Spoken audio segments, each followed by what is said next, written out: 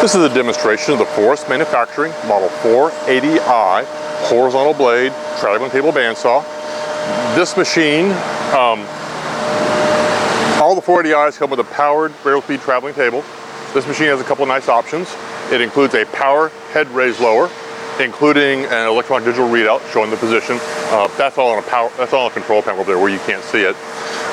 The real party trick of this machine is it has a table covered with vacuum cups. So I've done, I don't know, this is like the 5th or 6th version, or 5th or 6th copy of this machine I've done. I've got other videos going into all the details. This is just to show cutting some specific work pieces. If you have more questions, go look at the other videos or give us a call. The work pieces I have today are these, I don't know, thermoformed or vacuum formed parts. Basically, in this case, letters molded into a sheet. And the customer wants to cut these letters off the sheet. So you get something like this. So these I did earlier.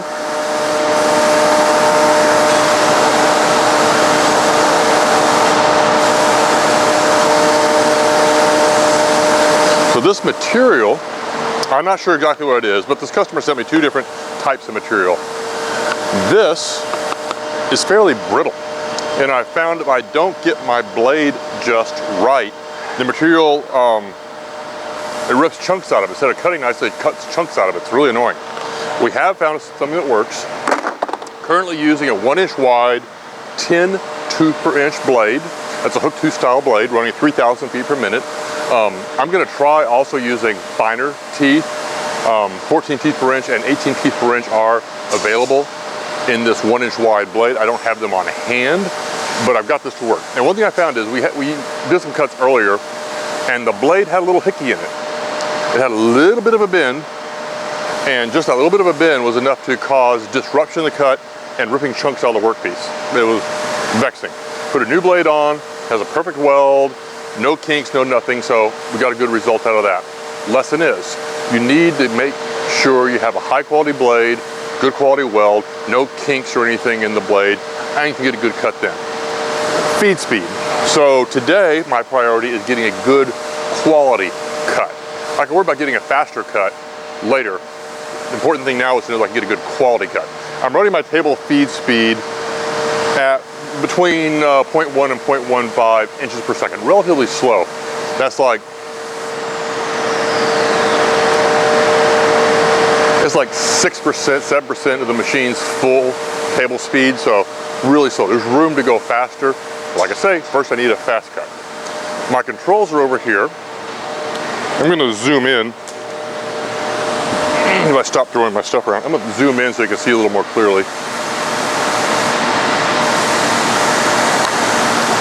From the control station over here, first I'm going to start the blade drive motor. I have preset the height of the blade and pre-positioned everything just to make life easy and this video shorter. I'm going to hit the table advance.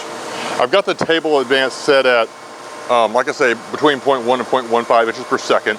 Normally I would start at 0 and ramp up, but I know a speed that works. So, let's see what we get here. We should have rotated this thing about a few more degrees over.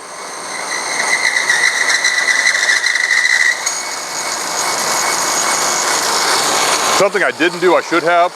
This set of letters has a lot of straight edges.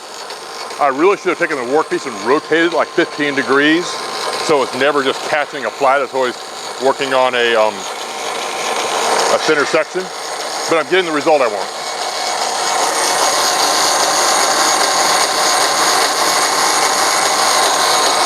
Another factor here is how flat this panel is.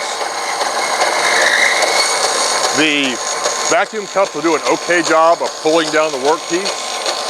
They're mostly there to keep it from sliding around. They will also pull it down to some degree, but if the workpiece is really thick material and is really wonky like a potato chip, it'll have a hard time pulling it flat.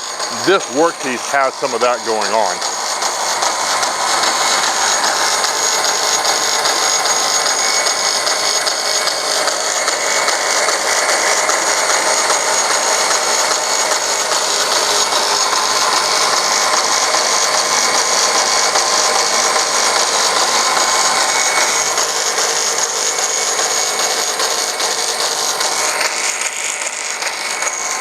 I'll also mention we have, I believe, 96 total suction cups on the table right now.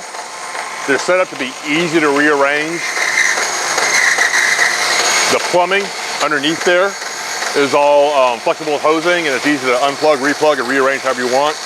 We just started off with a pattern that we thought made sense, and it's doing obviously a good job of grabbing this workpiece as far as keeping it sliding around. There is the option to add more vacuum cups later on. Downside of more vacuum cups is, first off, it requires more compressed air. The vacuum pumps are powered by compressed air. You can use more vacuum cups, and you can either add more pumps and use more compressed air, or you can just use the same pumps and it'll take longer to grab and pull down a hard vacuum. But I think we could run at least twice, maybe 3 times as many vacuum cups on here if that's what the customer wants. They are kind of pricey though. And like I say, it leads to other problems, so it's a compromise number.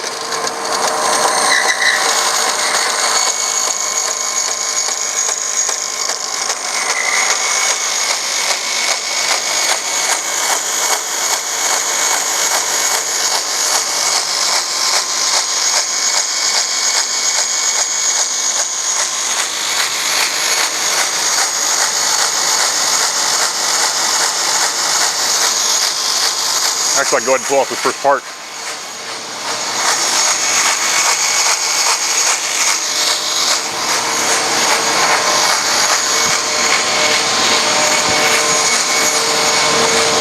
When you first cut these parts, you get a little burr of plastic on here. It snaps right off or cleans up. Let's see if you can see that here. Little burr of plastic. Plastic almost acts like it's melting, so it might be a relatively low melting point material. So it creates a little burr, but it just flashes right off.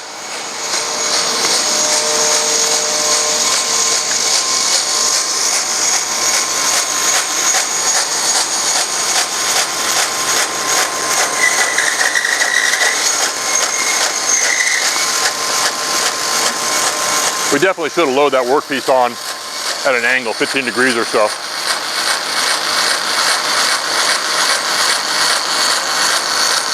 And that's why we do demonstration and practice cuts.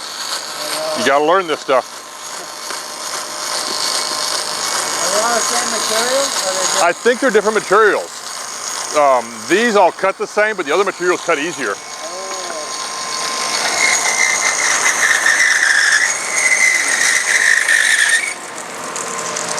Shut everything off.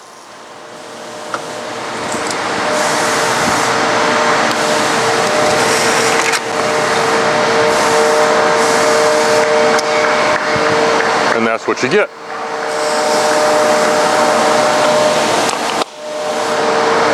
And again, you get some little burrs of material on here. That comes off pretty easy. So that's it. Forrest Model 480i with power head lift and a vacuum table. If you have any questions or like to discuss a specific application, please feel free to call or email us here at Forrest Manufacturing. Thank you for your time.